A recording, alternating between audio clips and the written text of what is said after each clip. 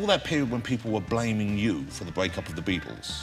Well, you know, I've been blamed, I don't know, maybe 30, 40 years now. You were aware of that going on? You were aware that's what people were saying? I was fully aware of it because it was like they was jabbing me all the time. So when you met Yoko, she claimed she didn't know who the Beatles were, but meanwhile, she knew who the Beatles were because she had met him. She met you. Yeah, well, you know, the thing is, I have, like, my version of the story. What is your version? My version is that we were in London and Yoko came around to my house, knocking on the door. Someone said, there's this Japanese lady outside there. And I said, okay, let her in. She came in and she said, it's John Cage's birthday and us artists want to collect a bunch of manuscripts to give him for his, whatever it was, 60th or something birthday. Right.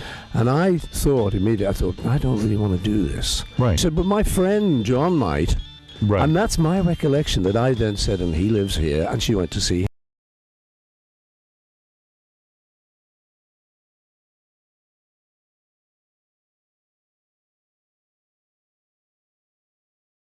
Accused you of staring at Yoko. And he took it as an insult. Those were very paranoid times, I know. And let's face it, we didn't welcome Yoko in the studio. I know. Because we thought it was a guy thing. And if she wants to sit in on the session, it's something that we wouldn't have done. Our girlfriends or wives wouldn't have done that. You know, control room for a quick visit. Right. But actually sit in the studio with us, it was like, no. Excuse me, we're working. Did you have the guts to say that to John? No. You did not. If you had said it was kind of obvious, though. Yeah. It's like they're going overboard about it. But John always does, you know. You can't go saying, be sensible about it and don't bring it to meetings. And it was an unspoken rule that you wouldn't sit in on a session. But, so Yoko was doing it, so I think it created uncomfortable moments. It's difficult starting right from scratch with Yoko there, because I started out writing songs about white walls, just because I think John and Yoko would like that, you know. This is not an ordinary relationship. She's not an ordinary woman. You've got to admit that. Yes, but weren't you acting out passive-aggressively? You're sitting in the studio, you're just steaming, rather than saying, John, in a kind of a loving way, this is hurting me. I can't work this way to have someone observing. Everyone was just kind of sniping. We were just fuming. Right. Well, and John, sulking and being kind of, you know. Did John ever say, look, I'm bringing it? He didn't ask permission to do it. No, he didn't. You know, the thing is, it was really just the initial shock of Yoko sitting on one of the amps. Right. You know, excuse me, that's my amp. Yeah. She couldn't use a stool. Oh, I think it would be mind-blowing, Paul. It was mind-blowing. But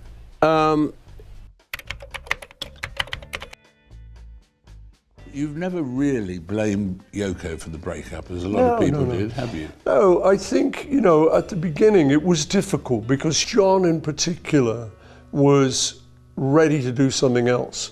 And when Yoko came along, part of her attraction, I think, was the sort of avant-garde side of things, which she was famous for and still is. So she showed him another way to be that was very attractive to him. And I could see that, you know, she's just sort of said, well, no, look, you know, how about this? Don't you like this? Are you just a rock and roller? And John loved strong women. Yes. His mother had been a strong woman. His auntie who brought him up had been a strong woman. And bless her, but his first wife wasn't. She'd once said to me, you know, all I want is a sort of a guy who wants a pipe and slippers. Right. Come Stay home and do that. And I thought, whoa, that's not John. You got the wrong guy. And so John had met up with Yoko, and so I think it was time for John certainly to leave.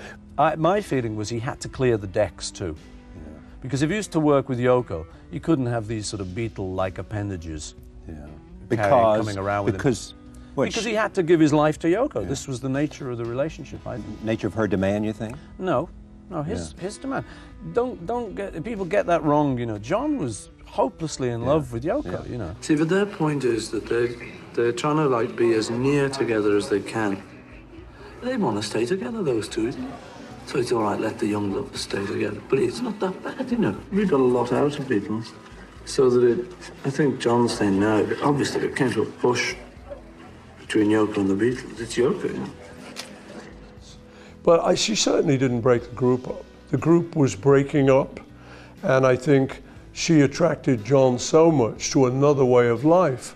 I think we would have all continued the Beatles, but Yoko came along. John fell wildly in love with her. He needed a big, big change in his life, and he got it. You know, he came to live in New York. He kind of threw over all his English contacts and everything, and you know, you can't blame him. That's what he wants to do in his life. So we had to kind of fade into the background to allow them to have their relationship. What are we going to do, ringing him up? Hey, John, you know, hey, come and see me. Leave Yoko. You know, I mean, that obviously never going to happen. Yeah, John never had another songwriter other than you, right?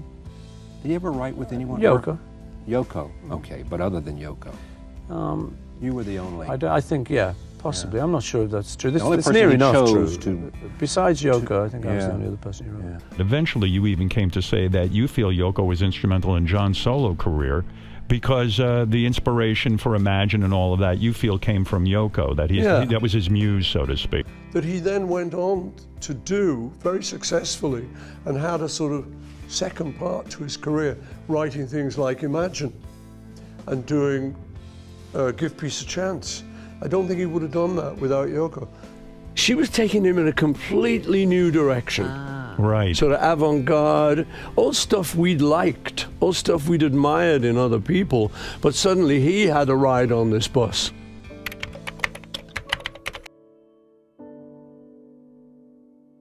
Before Lennon's death, he and Yoko lived in New York, where she managed their business affairs, and rumors of a strained relationship with McCartney persisted.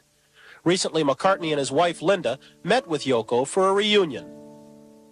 Should not everyone have been surprised? I mean, are you... That's what everyone seems to think. Yoko and I are sort of at war, you know. I think it's based on events of the last kind of 10 years.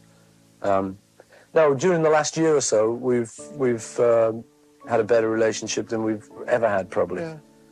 Yeah. We just find we're suddenly able to talk to each other. It's a weird thing, really, but she's a nice lady.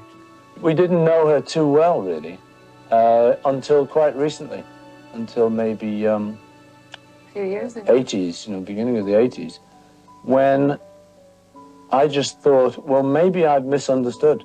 Maybe it's my mistake, not hers. So I telephoned her and started talking to her about just things generally. She said, "Why are you telephoning?"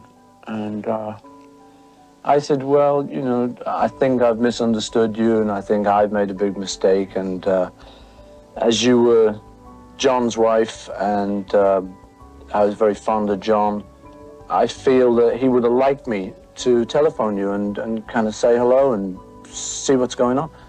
And she said, "Well, don't do me any favors, you know, don't do it out of pity or don't sympathy. I don't want that, you know, I don't want charity." Which at first I thought, you know, but I had to say, no, she's right. She's right. I thought she was a hard woman. I don't think she is now. I think she's just the opposite. I think she's a very loving, caring woman. I thought she was pushy, which I think's wrong. I don't think she is. I think she's just herself. She's determined more than some other people to be herself.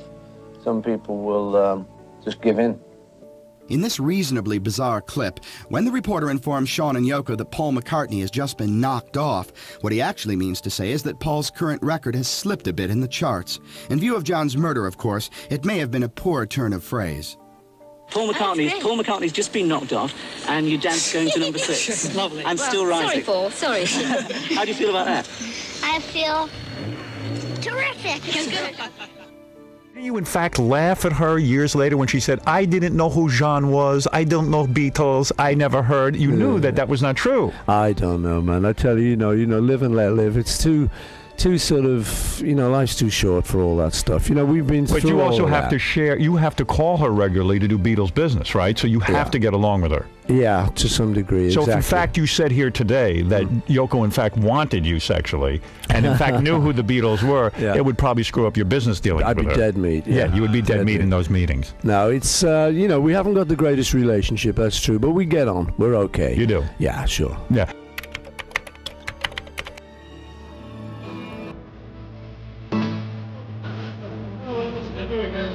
We have our bitches here, I'm a bitch, but that's never against this boy. It's a privilege to know. Here tonight, it's a privilege to come along and to do this. John, no matter what people thought of him from minute to minute, was a very, very beautiful person. And it's an honor to be able to do this with Yoko and Sean. May I say this, that I really think it's grand that he's come here, and I'm very happy about that, and I think that Joe would have been very pleased. Later on, we suddenly sort of thought, you know what, John's in love with this girl. If he wants to bring her in the studio, we've got to cope with that. And we learned to cope with it. And, you know, I now feel that he had the right to do that. It might have been better if he'd been a little bit more diplomatic and sort of says, hey guys, you know, I'd love her to be, I really love her and I just want to be near her all the time. Right. But we had to figure that out. I was totally in love with her. Yeah. And, you know, you've just got to respect that. So we did, and I do. Paul McCartney came out and cleared the air a little bit and said, look, you know, for those people That who was very sweet of him to do that. I'm sure that, you know, she got tons of letters saying, how dare you say that? I mean, you know, because they like the idea of us being in a boxing ring, you know, sort of fighting. Also, it's good to have, people like having someone to demonise, people like having someone to blame, you know, and you were the easy target, I guess. Well, you know, we know each other for such a long time, and she's a very sensitive and intelligent guy, so of course, you know, she understands what was going on, that it wasn't going on. What looks like a Beatles breakthrough after all these years, one of music's longest-running feuds just might finally be over.